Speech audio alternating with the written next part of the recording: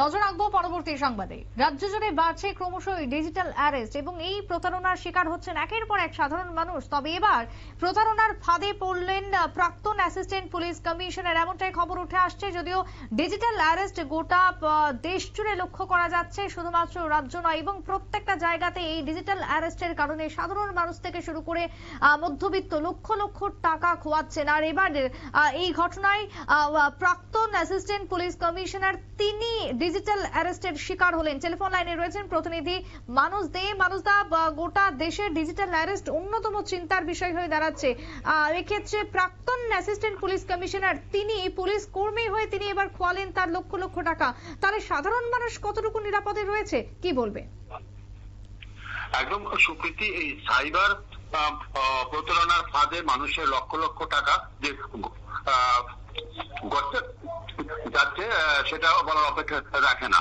শুধু মাত্র কলকাতা নয়, আমাদের রাজ্য ইতিমধ্যেই বেশ কয়েকটি সাইবার প্রতারণার ঘটনা সংঘটিত হয়েছে। কলকাতার উনি পুলিশের প্রাক্তন কর্তা, ওনার কাছে যখন ফোন আসে কেওয়াইসি করার জন্য, সেই সময় যে লিঙ্কটা আছে সেই লিঙ্কটাকে ওনাকে বলে ক্লিক করতে। যেই মাত্র উনি ক্লিক করলেন সঙ্গে সঙ্গে ওনার অ্যাকাউন্ট থেকে 11 লক্ষ টাকা অন্য অ্যাকাউন্টে চলে যায়। একজন পুলিশের প্রাক্তন কর্তা ওনার কাছ থেকে কিভাবে এইভাবে উনি প্রতারিত হলেন সেটাই কিন্তু এখন একটা প্রশ্ন। সেক্ষেত্রে আমরা যারা প্রতারিত হয়, আমাদের রাজ্য আগরতলা ত্রিপুরাতে যারা প্রতারিত হয় তাদের সঙ্গে আমরা ইতিমধ্যে এই বিষয়ে আমরা কথা বলেছে ওনারা যেভাবে কথা বলেন সেই কথার আর নিরিখে কাস্টমারকে ওনারা যেভাবে ভয়েস করে ফেলেন সেখানে আর অন্য কিছু তখন আর মাথার চিন্তা আসে না। সেই পুলিশের যিনি কলকাতা পুলিশের প্রাক্তন কর্তার ক্ষেত্রে কিন্তু এর ব্যতিক্রম হয়নি। উনিও ওই প্রান্ত থেকে ব্যাংকের কর্মী বলে যে খবর ওনাকে বলেছেন, তখনই উনি কিন্তু পরিষ্কার ভাবে ওই ক্লিক করেছেন। ক্লিক করার সঙ্গে সঙ্গেই 11 লক্ষ টাকা অন্য অ্যাকাউন্টে ওনার চলে যায়। এখন এই ঘটনা যতটুকু আমরা খবর পেয়েছি, কলকাতার লেক টাউনের টাউন থানাতে উনি ইতিমধ্যে মামলা দায়ের করেছেন এবং কলকাতার পুলিশ কিন্তু ইতিমধ্যেই 2 জনকে গ্রেফতার করতে সক্ষম হয়েছে।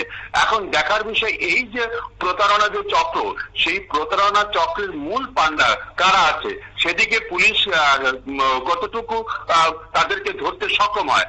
আমাদের রাজ্যের যে কিছুদিন আগে যেটা আমাদের নিউজ ভ্যানগার্ড এই বিষয় নিয়ে টক শো পর্যন্ত করেছে, সেই নিউজ ভ্যানগার্ডের খবর আমরা করেছি, তখন কিন্তু দেখা গেছে যে এই প্রতারণার যে টাকা আর অন্য অ্যাকাউন্টে যে চলে যাচ্ছে সে অ্যাকাউন্টের নামও কিন্তু প্রকাশ্যে সেই সময় এসেছিল।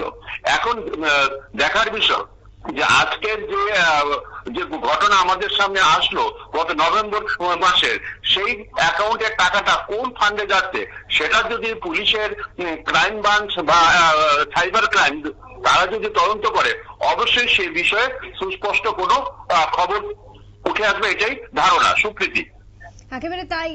ধন্যবাদ তোমায় মানুষদা। অর্থাৎ এই মুহূর্তে দাঁড়িয়ে ডিজিটাল অ্যারেস্ট রাজ্যে এবং দেশের ক্ষেত্রে অন্যতম চিন্তার কারণ হয়ে দাঁড়িয়েছে। তবে ইতিমধ্যে এই ঘটনায় 11 লক্ষ টাকা খুইয়ে থানার দ্বারস্থ বর্তমানে প্রাক্তন পুলিশ কর্মী। 2 অভিযুক্তকে গ্রেপ্তার করলো বিধানসভা পুলিশ। পশ্চিমবঙ্গের এই ঘটনায় রীতিমতো আরো একবার চিন্তার ভাঁজ। সাধারণ মানুষজন কতটুকু নিরাপদে রয়েছেন, কারণ যারা এই প্রতারণা বা জালিয়াতির ফাঁদ পেতেছে তারা অত্যন্ত ঠান্ডা মাথায় ফোন করে বিভিন্ন লিঙ্কের মাধ্যমে বিভিন্ন রকমের প্রলোভন দেখিয়ে সেভিংস এর সমস্ত টাকা এক প্রকার গায়েব করে দিচ্ছে। তাই সেই জায়গাতে দাঁড়িয়ে বারবার একটাই কথা বলা হচ্ছে, সচেতন হতে। সাধারণ মানুষজন যাতে প্রতারণার ফাঁদে পা না দেন তার জন্য সচেতনতাই হচ্ছে একমাত্র পথ, এমনটাই বলছেন বিশেষজ্ঞরা। সংবাদ আপাতত এখানেই শেষ করব। পরবর্তী নিউজ আপডেটের জন্য চোখ রাখবেন শুধুমাত্র নিউজ ভ্যানগার্ডের পর্দায়। নমস্কার।